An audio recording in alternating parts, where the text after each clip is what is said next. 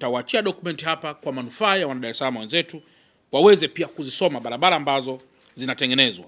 Moja ikiwa ni ujenzi wa daraja la Mtongani na mifereji ya mvua kwa pesa nyingi chini ya bilioni 24, lakini pamoja pia na barabara zingine nyingi ambazo pia zimeendelea kushughulikiwa katika kipindi kifupi hiki cha utawala wa Mheshimiwa Dr. Samia Suluhu Hassan.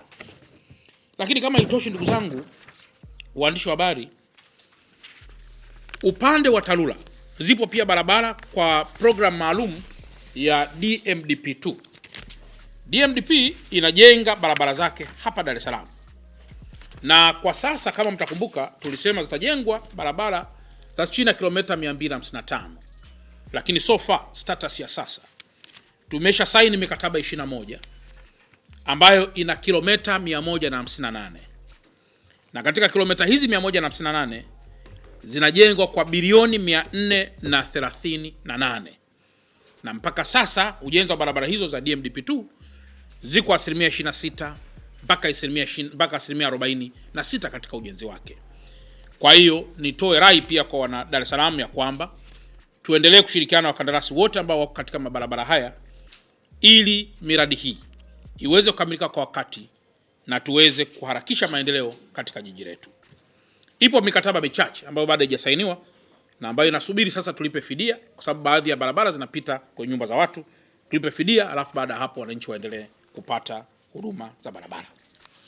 Lakini vile vile, ndugu waandishi wa habari, mtakumbuka kwamba kwa miezi michache hapa nyuma tumepita katika kipindi kigumu cha ukame. Na katika kipindi hiki kigumu sana cha ukame, ndugu waandishi wa habari, sisi Dar es Salaam tunategemea sana maji yanayotoka mto Ruvu. Na mto Ruvu chanzo chake kikubwa pia ni milima ya Uruguru. Na ndani ya milima ya Uruguru kuna mito chini ya 5 ambayo inachangia maji yake kwenye mto Ruvu, kwenye mto Ruvu. Na kutoka Ruvu na kutoka kule Morogoro mpaka hapa si chini ya kilomita 260. Maana yake ni kwamba mtu unasafiri kwa chini ya kilomita 260. Na kama ambavyo Mheshimiwa Waziri amekuwa akizungumza, waziri wa maji, mitambo yetu kwa sasa DAWASA ina uwezo wa kuproduce maji si chini ya lita milioni 534. Na nisema lita milioni 534 kipindi chote cha ukame, manake mitambo ilikuwa inaweza kuzalisha maji ya si chini ya lita ambazo nimezitaja. Na ndio maana kidogo kawa sasa kuna uhaba mkubwa. Na sasa Mheshimiwa Waziri Mkuu pia pamoja na Mheshimiwa Waziri wa Maji wamefika pia kwenye chanzo, na sisi serikali ya mkoa tumefika kwenye chanzo na kuona kwamba mvua ambazo zimeshaanza kunyesha katika baadhi ya mikoa tayari kina chetu cha maji kimeendelea kuongezeka, kwa maana Ruvu juu na Ruvu chini, ili production ya maji ya lita milioni 534 iweze kurudi kama ilivyokusudiwa. Pamoja na hili, iko mikakati mingi, na moja mikakati mkubwa ni kuhakikisha tunatumia ipasavyo maji ya ardhini, kwa maana ya ground water, ili sasa wana Dar es Salaam waweze kupata maji muda wote hata kipindi cha ukame. Lakini kama hiyo haitoshi, Mheshimiwa Rais wa Jamhuri ya Muungano wa Tanzania aliona ni muhimu sasa kutengeneza bwawa pale Kidunda, Morogoro.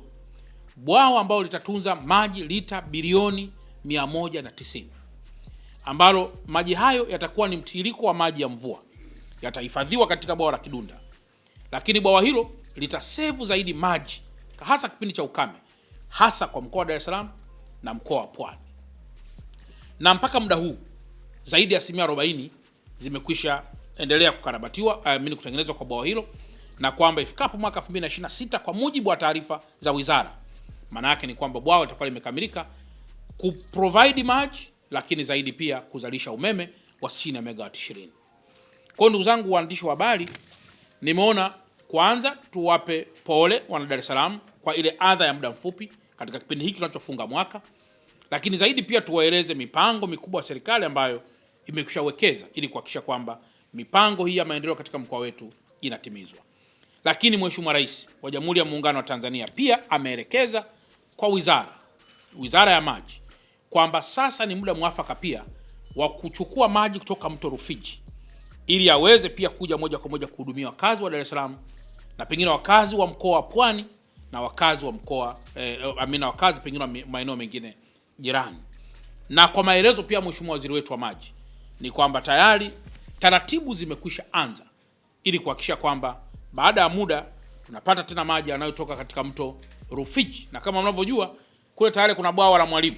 Maana yake ni kwamba maji yanayojaa katika bwawa la Mwalimu yanayotembea katika mto Rufiji yatakuwa maji ya mvua pia yatakuwa yapotei, ili angalau pia yaweze kufika Dar es Salaam kwa ajili ya kuhudumia shughuli mbalimbali zikiwemo shughuli za viwanda na masuala mengineyo. Ndugu waandishi wa habari, kwa upande wa TANESCO kwa leo hatuna matatizo makubwa. Ni sekta ambayo wamejitahidi kwa kiasi kikubwa sana. Na mpaka sasa malalamiko katika sekta umeme yamekuwa sio kama mwanzo. Sasa kilichopo kwa mkoa wa Dar es Salaam kuna miradi mikubwa ya ubadilishaji sasa wa miundombinu ile ya usambazaji wa umeme, pamoja sasa pia na miradi mingine ambayo ipo hapa kwetu, ikiwa ni pamoja na ujenzi wa substations na kuongeza nguvu za substations hizo ili ziweze pia kusave baadhi ya maeneo. Kwa ndugu waandishi wa habari, tumeona pia ni muhimu tukawaeleza wenzetu pia wana Dar es Salaam ili waone kwamba tunapofunga mwaka huu 2025 ni mambo gani serikali imekwisha anza kuyatekeleza kama sehemu pia kuhakikisha kwamba tunajiimarisha katika masuala madhubuti ya maendeleo katika mkoa wetu kwa ujumla wake. Jambo jingine ndugu waandishi wa habari, mtakumbuka kwamba leo tunafunga mwaka. Na ikifika tarehe 1 tayari tunaanza kujiandaa na ufunguaji wa shule. Sasa ni vizuri pia mkafahamu mwenendo wa shule zetu katika mkoa wa Dar es Salaam. Kwanza, mkoa wetu wa Dar es Salaam tumejipanga vizuri ili kuhakikisha tunawapokea wanafunzi wote waliofaulu kuingia kidato cha kwanza. Tunawapokea wanafunzi wote waliofaulu kuingia kidato cha kwanza. Na mkoa wa Dar es Salaam kwa mwaka 2026 vijana 95,323 ndio wanaotarajiwa kuanza kidato cha kwanza.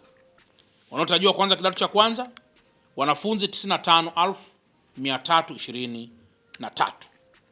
Na kwa mantiki hiyo tumejiandaa kuhakikisha kwamba wanafunzi wote wanaingia madarasani kwa kuwa na madarasa yanayotosha. Na kama mmeona baadhi ya shule tumekushaanza kujenga shule za mfumo magorofa, na Mheshimiwa Waziri wetu wa TAMISEMI, Waziri wa Nchi Ofisi ya Waziri Mkuu, Tawala za Mikoa na Serikali za Mitaa, Profesa Shemdoe ameelekeza kwa dhati kwamba kabla ya tarehe 10 ya mwezi wa kwanza tuhakikishe miundombinu yote ya kuwapokea wanafunzi ipo tayari kwa ajili ya kuwapokea wanafunzi wote waliofaulu, na kwamba wazazi jukumu lao linalotakiwa ni kuhakikisha kwamba wana provide mahitaji ya muhimu kwa watoto wao ili watoto waweze kuingia mashuleni. Ni kweli kwa dhati kwamba yapo baadhi ya maeneo tumeendelea kuwekeza nguvu kubwa ili kuhakikisha madawati yanayopatikana yanalingana na wanafunzi. Yapo baadhi ya maeneo ambayo wanafunzi walikuwa wanalalamikiwa au serikali inalalamikiwa kwamba kwa nini wanafunzi wanakaa chini. Ilikuwa hivi, madarasa yalikuwa